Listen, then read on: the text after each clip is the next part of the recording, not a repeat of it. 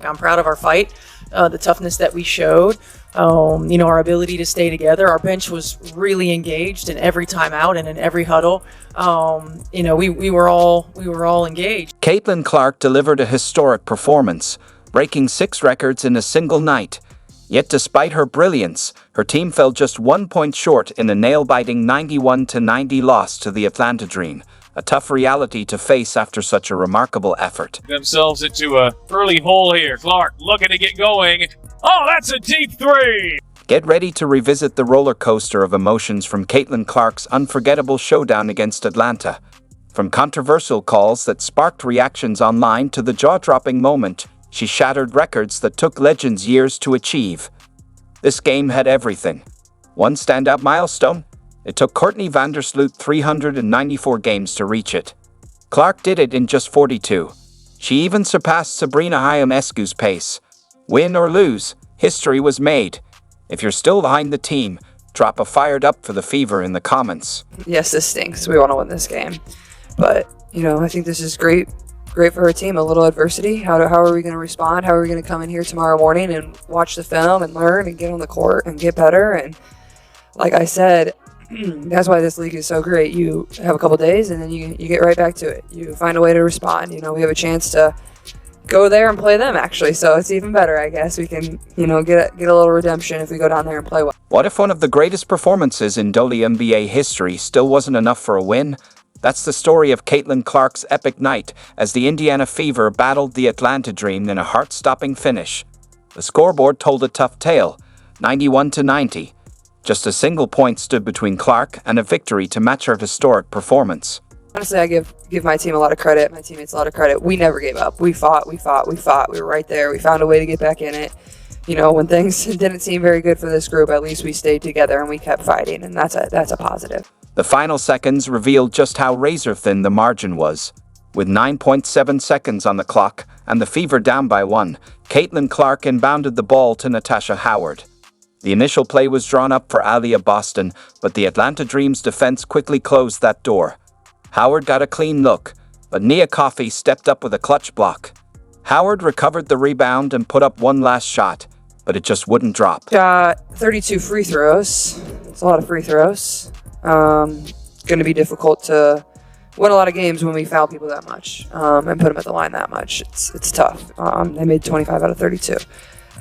We still went to the line 26 times, missed 10. So that's the game really right there. It obviously doesn't come down to that, but it's just a little thing. Sometimes it's the small details that change everything. For the Fever, missed free throws quietly became the difference in a 1-point loss.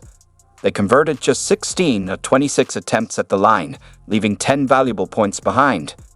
Natasha Howard struggled late, missing all 4 of her free throws in the fourth quarter.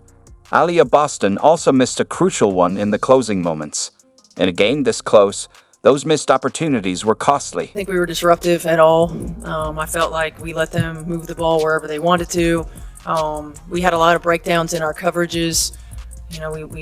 We weren't really helping one another out. We played like 5 individuals defensively at times instead of collectively as a unit.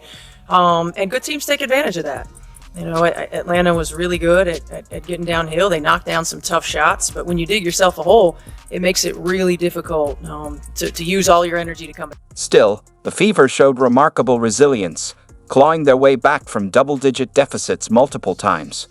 The effort was undeniable, but defensive consistency proved to be the Achilles heel. Atlanta exploded for 31 points in the first quarter and 32 in the third, while the Fever tightened up in the second and fourth, limiting them to just 13 and 15. That uneven defensive effort was the turning point. After the game, Coach Stephanie White didn't mince words, openly addressing the team's defensive lapses. What was the plan defensively for the Fever's last possession of the game? We just put a lineup up there that we thought could match up. We were going to, if we needed to, we'd switch if we got hung up on anything. We try to keep it out of some people's hands. And we were just hoping to take a tough shot. And they probably got a shot that they felt good about, but we played really good defense on the shot. We, didn't foul and made it tough. The Dream's plan to contain Caitlin Clark worked just enough. They pressured her with multiple defenders and full court coverage, disrupting her rhythm at key moments. We tried to keep it out of some people's hands, including Clark, said coach Tanisha Wright. That defensive effort helped seal the win.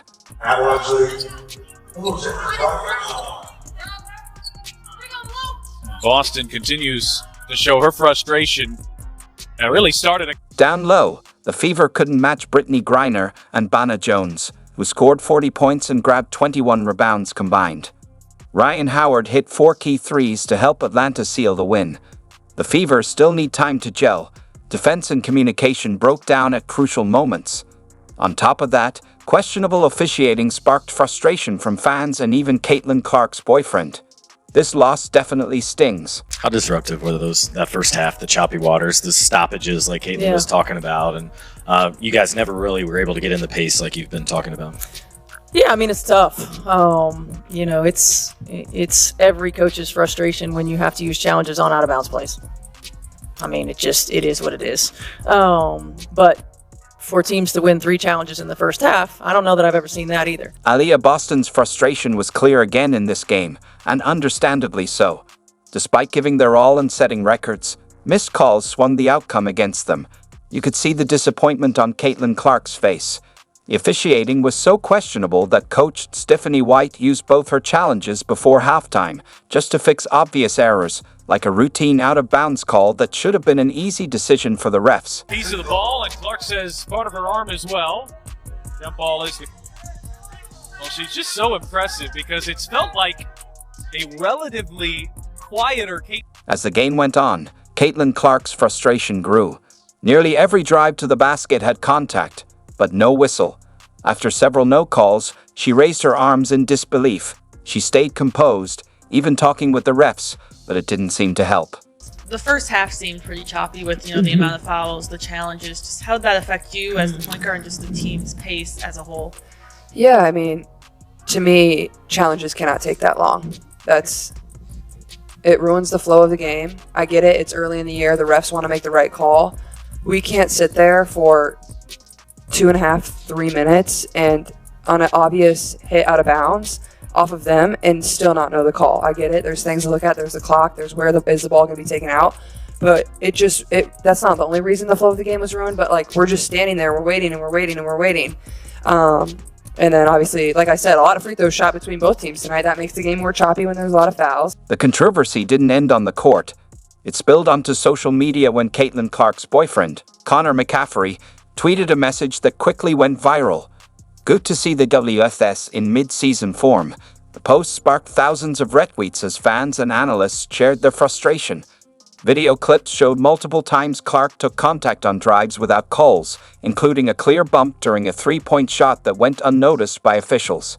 It was just another in a string of missed calls. And Coach White is put in a position to have to use both her challenges in the first half on calls that were pretty point blank, and then we're left with none there in the second half, which, you can pick and choose. Maybe you save them, maybe you don't, but still, every single possession matters. But like I said, it doesn't come down to that. No matter what, if it's a choppy game, we got to find a way to find our flow a little bit better, especially to start the game and start the second half for sure. Second chance opportunity. Clark fire away and knocks down a 3.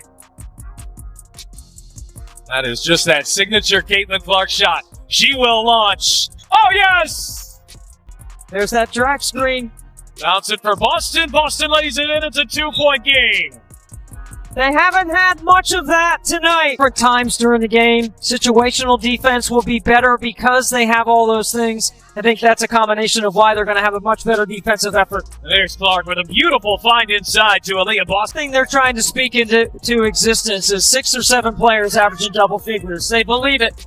Backdoor pass there from Clark to Kelsey Mitchell. The last season and into this year. Such a great backdoor cut. Second chance opportunity. Clark fire away and knocks down a 3.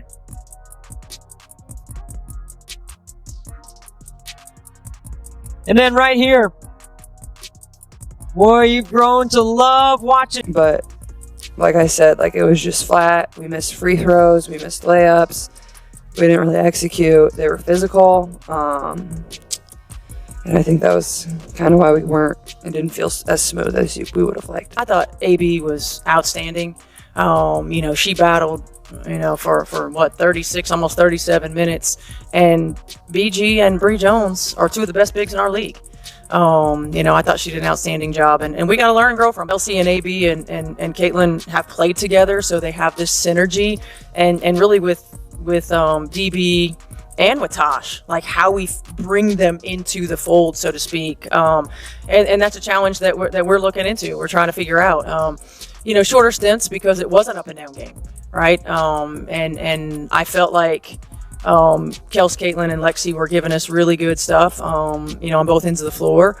And it's tough when you feel like you're starting to get some momentum to sub. I probably should have subbed a little bit more in that second half, but like the group that was out there. A part of being a professional athlete, it comes with the territory. Some nights is good and some nights is bad. Do I want us to make them? Yeah. Do they want to make them? Yeah. But I think that that's a part of the game. We can't hang our hats on those missed free throws. However, as a professional athlete, it's important and imperative that we do have them. So we know the importance.